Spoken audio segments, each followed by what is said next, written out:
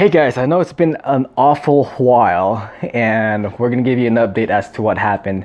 This has actually been at least, I don't know, give or take 2 months or so past due. And a friend of mine, we were previously both working for Roehl. He's like, yeah, go make yourself another video and keep tabs on it because people like that kind of stuff.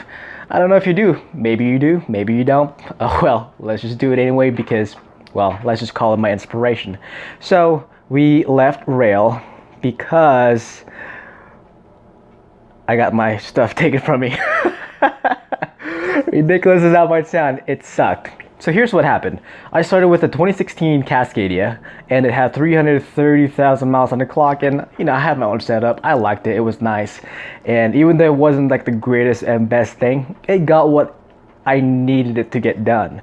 So at some point later, you're like, yeah, we sold your truck, and then we're gonna bring you to Wisconsin to go grab your other truck.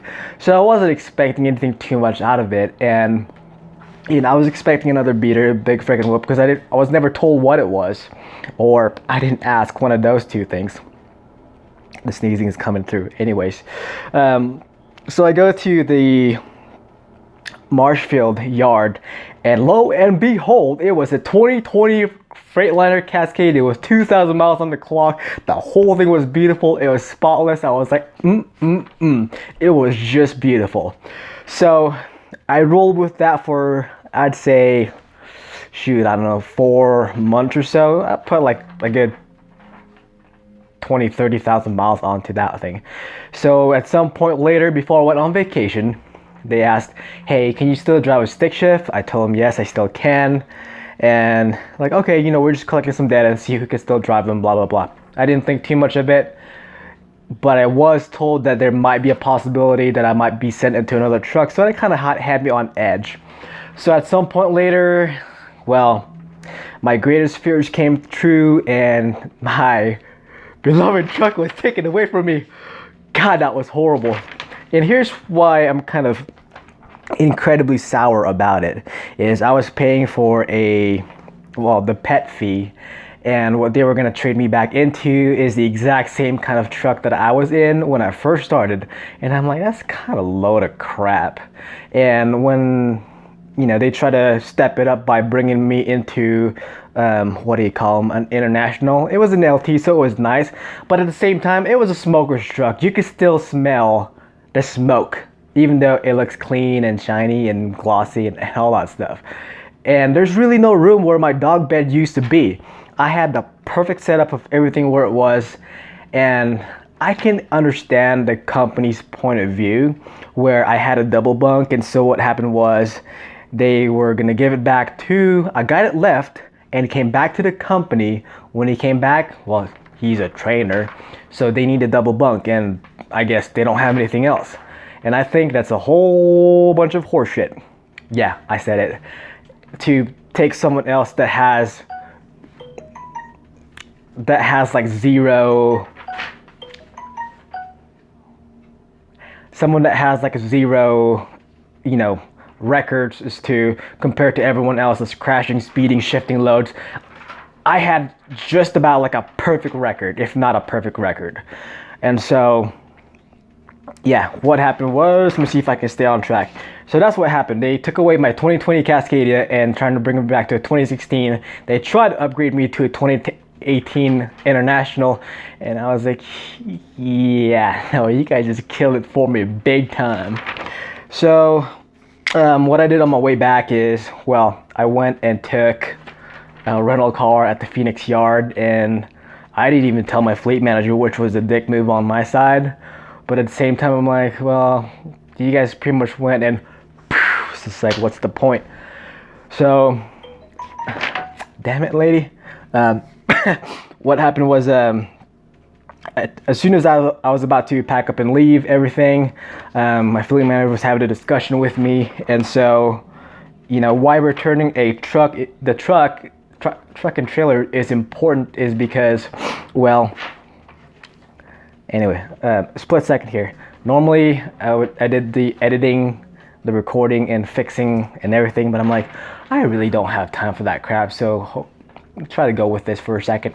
So returning the truck and trailer is super important because you are going to get fined for having them tow it back, having to pay someone to tow it all the way back, and any kind of possible damages and whatever. So when I had the truck cleaned up, I took pictures of it and everything, took out all my stuff, so that way there's no way of that ever coming back to me. You should always just do that anyway whenever you're having rental cars or whenever you leave a property. It's just good practice.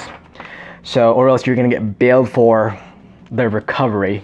So anyways, I didn't really give the proper 2 weeks notice, just because I just really felt like I was screwed.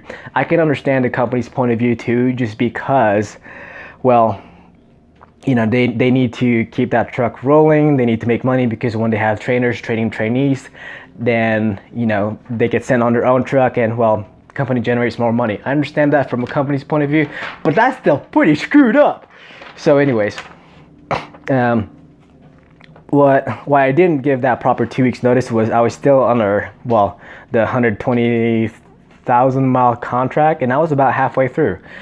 And I've heard from a lot of guys from the Facebook group exclusively for Roehl Flatbed that they garnish your wages, and I'm like, I don't want my wages garnished, especially if I'm trying to prep to leave. So I just kept on the hush hush. And so what my fleet manager told me is that, you know, I would have still gotten my checks and everything, and it wouldn't have been taken until like until I'm confirmed that I actually am leaving.